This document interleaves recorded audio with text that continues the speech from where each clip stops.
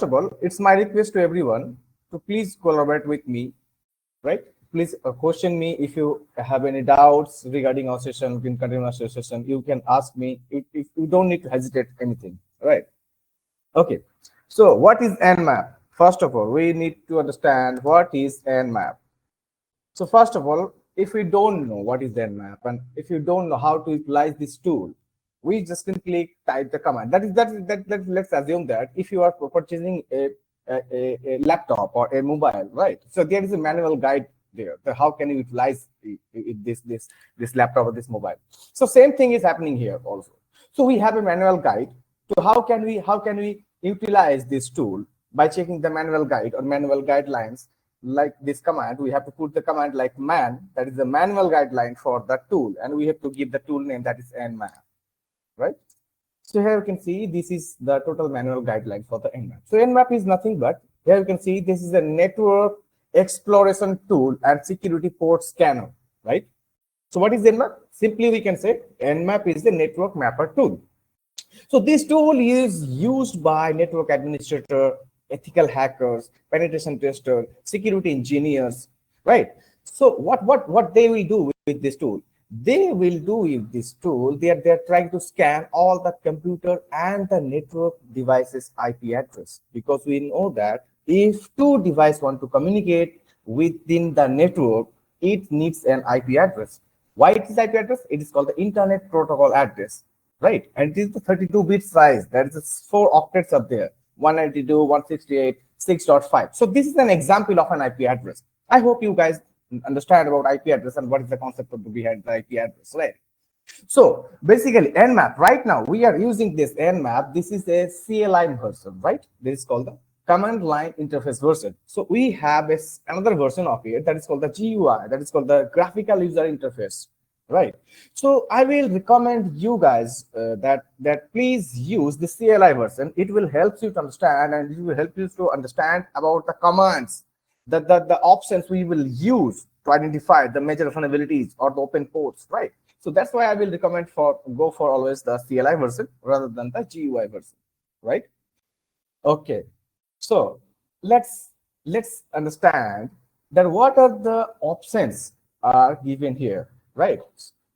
Let's see, let's understand, let's see the examples.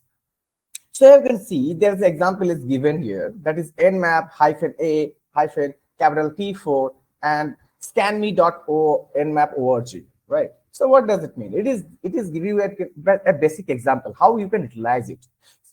Now you are talking about, sir, there is no IP address, but there is a domain name. So is it make an impact? So I will say that though there is no impact on it, if you're defining the domain name, it will convert the IP address according to the domain names, right? So we will see in a lot of detailed manner in our upcoming sessions or in our further sessions. So let's try to understand the basics overview of the Nmap, right? So here you can see these are the options summary. What are the options we will use? Here you can see these are the total options we will use in the Nmap, right? So first of all, we will see here is some options like IL, small I, capital L. This is called the input file name, and this is the description is here. You can also see that there is a description. What does it mean or how it is work? That is mean the input form, list or host networks. So we can give inputs. We have to give inputs, not Nmap. We have to give inputs to the Nmap, and then Nmap will work to, then Nmap will start scanning, right? So that's why we will use the IL options. There is a list. If I have a list of IP address, then let's assume that I have a list of 10 IP address, and I want to use this 10 IP address in a single line command. So then I will use the IL options over there, right? After that, we can see there's IR options is also there. That is choosing the IP address randomly manner. Here you can see the descriptions also is there. Let's choose random targets.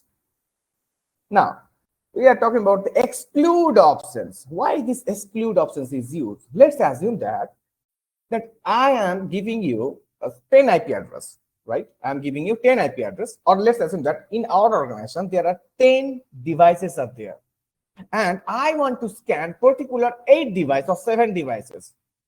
and I don't have permission to perform scanning on the particular three devices. Let's assume that A, B, C, D, E, F, G, S up to 10, right? So I don't have any permissions to scan on device A, device B, and device C, right? So these are the devices that I don't need to perform. So that in that case, we will use this exclude option, and we have to submit, or we have to specify the IP address which I don't want to scan. So for that purpose, we will use exclude options. So I understand that this is some complex in your mind right now, because we don't have in practical concepts. So we will perform it also practically. But try to understand what I'm saying right now, right? Just try to understand. If you have any problem, any doubt, you can ask me then or there, right? You don't need to any hesitations. After that, we have options for host discovery. Here you can see.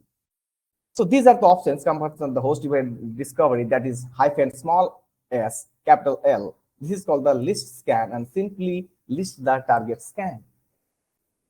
Small n, small s, and small n. This is the ping scan, and it's defined as disable the port scan. So we just want to simply scan the ping scan, that our target device is live or not. Is it available to make a communication, or is it not available? So that's why we are trying to ping this network or this device. So that's why we want to just perform a ping scan. So that's why we will use small s and small n. These options we will use, and it is defining disable the port scan. It will not perform any port scanning. We are not performing any port scan. We're just performing simple ping scan by using this option. Next, this is the hyphen, capital P, and small n. Why this is used? Here is the descriptions is giving here. They treat all hosts as online, but skip host discovery. So it will skip the host discovery. Why? Why? Because let's assume that there is a firewall, and if I want to communicate with this device, firewall may get our logs, so it can block our IP address. So that's why we need to bypass, or we don't need to scan, or we don't need to ping this device. We just need to discover the host. What is the host is live or not. So that's why we will use the pn command. And a lot of commands are there. PS is also there, PA is also there, PU is also there, right? PO is also there. Scan techniques. If I'm talking about the scanning techniques, so you will see, so there is some scanning techniques as also there, like small s, capital S, small s, capital T. So what does it mean? So small s stands for this small s. This small s stands for the stealth scan. What does it mean? Stealth scan. What is stealth scan? So you have got about the technology that is called the stealth technology, right? So if I'm talking about the F-35 Raptor or F-22 Raptor, that designed by the American US military, right? So they're the stealth technology. What does it mean by stealth technology? Stealth technology is a technology that helps them to make themselves undetected or unidentified. There is a let's assume that I have a scanner, right? And I want to scan that is there any upcoming devices, is there any upcoming or coming any object is there or not. So if there is a stealth technology is implemented, then if there is an object but we cannot see it, this is invisible, right? So this is invisible object. So that's why this is called the stealth technology. So it's called the stealth scanning. So we can perform stealth scanning by using some options, by using some techniques like TCP sense stealth scan, TCP connect scan. These connections can be half connect or full connect. We will understand. We will see in a practical manner. Let's understand the options at first. Now, after that, TCP acknowledge scan, TCP window scan, TCP Mammon scan. So these are the options used for the TCP scan in a various manner, right? So this options is used for TCP scan. So we all know that in transport layer, there are two kinds of protocols is there. One is TCP, another one is UDP. Both protocols are used to make a communication with our target system. So therefore, there is also options for a UDP scan. So we will simply specify the options like small s and capital U to perform any UDP scan. And there is also options for the TCP null scan, TCP field scan, XMA scan. How we can implement it? By using small s, capital N, that is TCP null scan. Small s, capital F, this is for the TCP field scan. Small s, capital S, X, this is for the XMA scan. So these are the scanning techniques we can implement. And there's also options for the scan flags, the SI options, that is the called the idle scan, that is called as SCTP init scan or the cookie echo scan by using this option, small s capital Y, small s capital Z, and so on, right? So we need to we know that there is a total 65,535 ports are there in an operating system or in a computer system, right? The computer system has 65,535 logical ports are there. These ports are called the logical ports. But these ports are also divided into three categories. First one is well-known ports. What is the range of well-known ports? 0 to 1023. So 0 to 1023, these are we simply call the well-known ports. And after that, 1024 to 49,151. This is the range called the registered port. And after that, the 49,152 to up to 65,535, these are called the dynamic ports.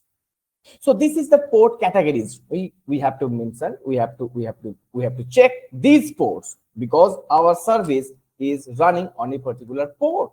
Why we need to port scan it? Because let's assume that you have a server that can be FTP server, that can be SSH server, that can be a web server.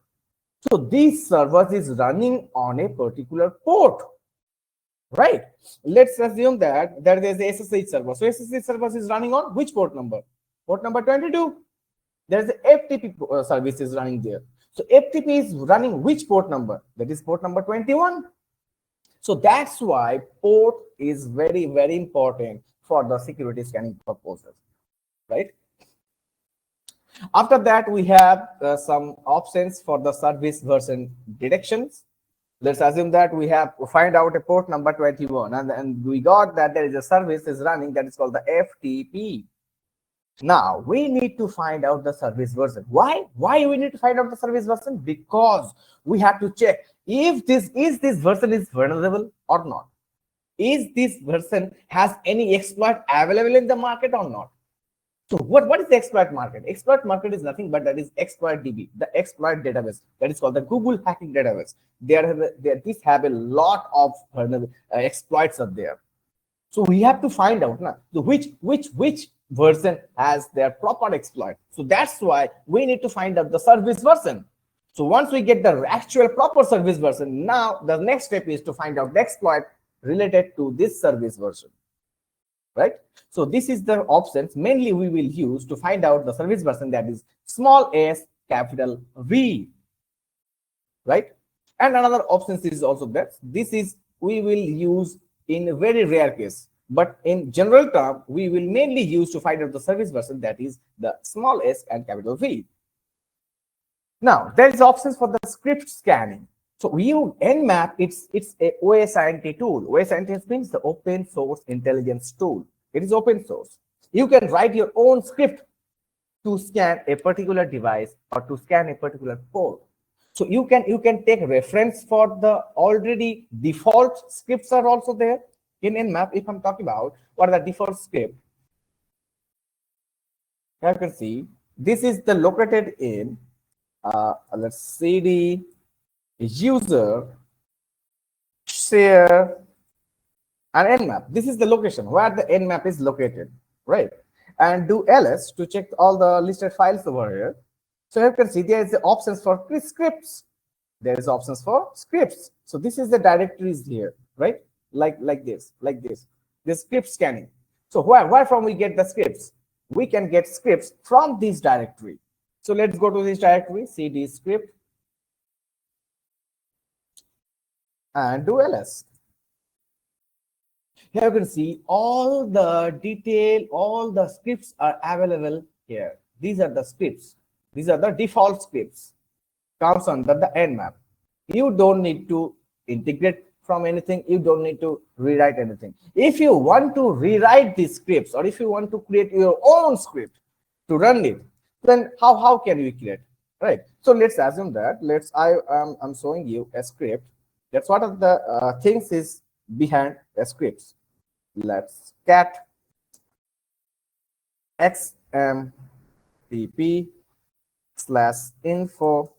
and .nsc. So these are the programming.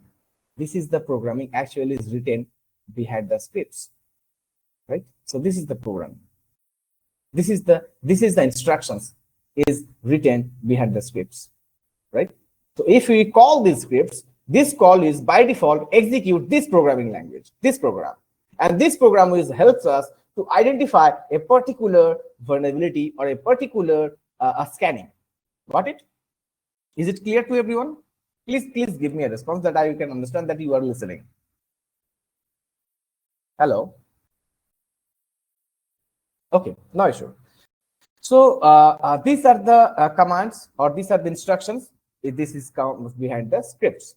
Okay, let's jump to the OS detections options. So mainly OS detection options, we will use capital O options is there, right? So capital O options helps us, that is the descriptions is there, enable OS detection. That which OS, let's assume that I want to scan a particular device and I don't know what is the operating system is running behind this device. So how I will understand, or how I will find out that which operating system is running on this device? At that case, I will use capital O option to find out the actual device is running on the system. Firewall and IDS evasion spoofing. So we need to bypass the firewall, because if the system have a firewall, it will block our probes and we cannot perform any scanning. So for that case, we will use some options to bypass the firewall, called the -F option. It's called the fragmentations. Fragmentations means let's assume that we are sending 1024 bit size of packets to check our device is live or not. In F option, what will happen? This 1024 bits will divide it into small part, like 100 bytes, 100 bytes. So they are divided. They actually divided 1024 bits packets into 10 different small parts, like 100 byte, 100 byte, 100 byte. So these are the 10 100 bytes packets. Now I am sending to the file or to the device. So if there is any firewall is there, we will actually providing the illusion to the firewall that this packet is legitimate. So this is not a harmful packet. So firewall will bypass the packet. Once this firewall bypass the packet, now we will get the actual information what we want to need or what we want to gather, right? MTU options is also there. The minimum transmissions unit, right? It is also used to bypass the firewall. Decoy options, -D. This is options to use for the clock scan with decoys. -S, capital S. These options we will use to spoof the source address. -e. This is used to specify the IFACE. IFACE means this is the interface. If I'm talking about here, like config, here you can see I have two kind of interface. One is ETH0 and one is LO. So these are my network interface card. That is called the NIC card. And this interface is helping us to get a IP address. Like this is IPv6. Here you can see my IPv4 address being omitted and IPv6 address is being assigned. So that's why right now I cannot perform a scanning with the IPv4 address. Right? Because right now this device is communicating via IPv6 address and our target device is on the IPv4 address. So we need to switch to the IPv4. This is running on a virtual machine. So that's why sometimes this network card will make it disturb. So that's why we need to just reboot it just for a minute. It will assigning the IPv4 address again.